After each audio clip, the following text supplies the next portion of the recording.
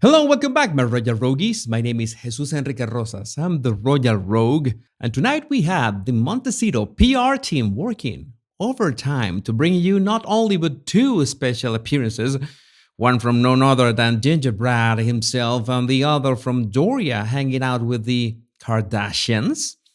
And yes, while we are used to Harry being Meghan's pet project in terms of going out there and chasing paparazzi shots, the Doria becoming a full-blown LA celebrity was absolutely not on my bingo card. But here we are. Let's take a look at those Harry photos first. And the memes did not take long, especially because upon first inspection, the first thing that went through my head when I saw this picture, well, is that Harry had the same energy as that Bigfoot picture that has become a staple of American conspiracy theories. Well, apart from the obvious difference in hair between the two subjects, maybe Harry is still doubling down and becoming the next American icon? I remember that I did some artificial image experiments about that back in my early Mid-Journey days, but the result was less Marlboro Man and more Brokeback Mountain. But going back to Harry's brand new spontaneous pictures, I don't know why these guys insist on taking unflattering photos of who once was perhaps one of the most sought after bachelors in the world. And thanks to Miss Lee on Twitter, we get a nice comparison of what could be a nod to a late International Dogs Day celebration. The resemblance is uncanny. But then, I have questions. We are talking about Harry in The Sun, leaving a gym in Santa Barbara. I don't know about you, but if I wanted privacy, if I wanted to stay off cameras and prying eyes, I would build myself a gym at home.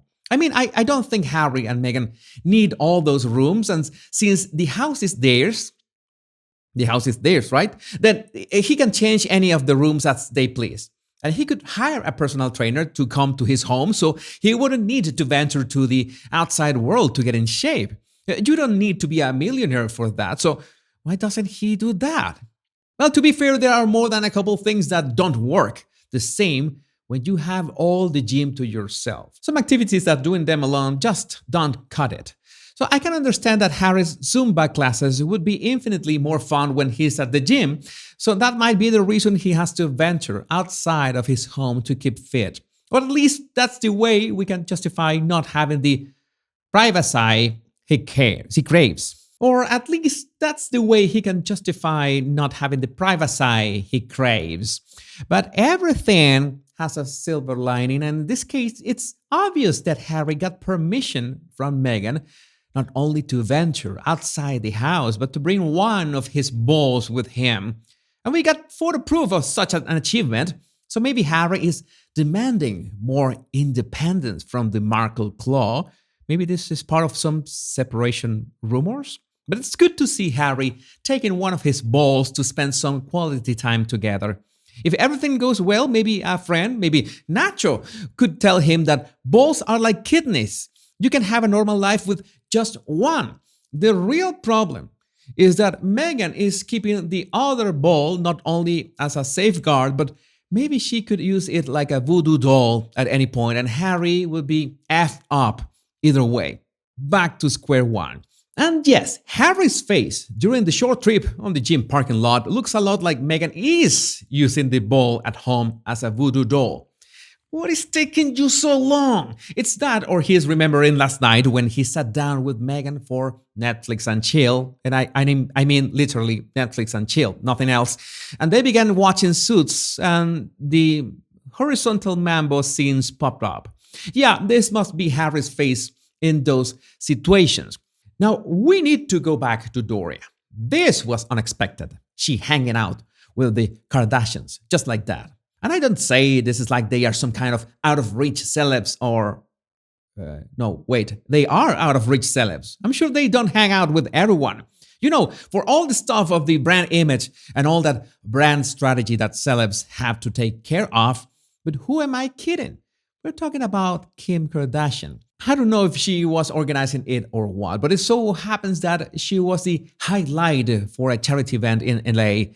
The charity is called This Is About Humanity, and I really don't know about their reputation, but that name That name sounds like a cult. But well, if Kris Jenner is involved, I would not discard that because it's an open secret that she's been the mastermind behind exploiting and monetizing the family's brand, including each and every one of her daughters. Now, maybe you know that story better than I do, so it would be great if you share your insights or intuition in the comments. But what my intuition tells me is that Kim looks overly excited to be around her. The leaning body language, the plastic forced smile, the grabbing of the arm, they are up to something, that's for sure. And Kris Jenner, the mastermind herself, even went as far as to get a picture taken with Doria alone. I mean, my spider sense is tingling with this one, especially because of the fact that she made sure to take her sunglasses off with Doria, while in many other pictures with so-called friends, she was wearing them, even getting a picture with Jeff Bezos and Lauren Sanchez.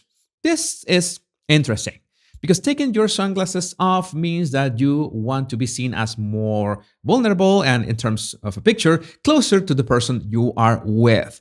So, save this video for further reference. Some kind of cooperation between the Kardashians and the Monte Shit Show circus is coming, and we don't need any more proof behind these pictures.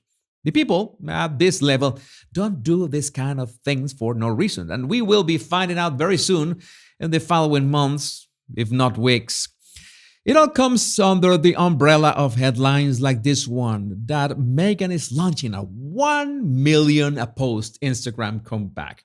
And before you scoff at the possibility that nobody would pay Meghan 1 million for that, I disagree. Because, okay, Meghan has many detractors, that's for sure. But at the same time, there are many people that believe whatever lies the media tell them about the victim duchess, or they take whatever Harry wrote on his book at face value, or they even watch the Harry and Meghan documentary on Netflix and said, what an evil British monarchy, how dare them to do all this to the reincarnation of Princess Diana. And no, I'm not exaggerating, I'm being a realist here. And brands know that this could be a big platform to reach many people, ironically amplified by the tabloids' headlines.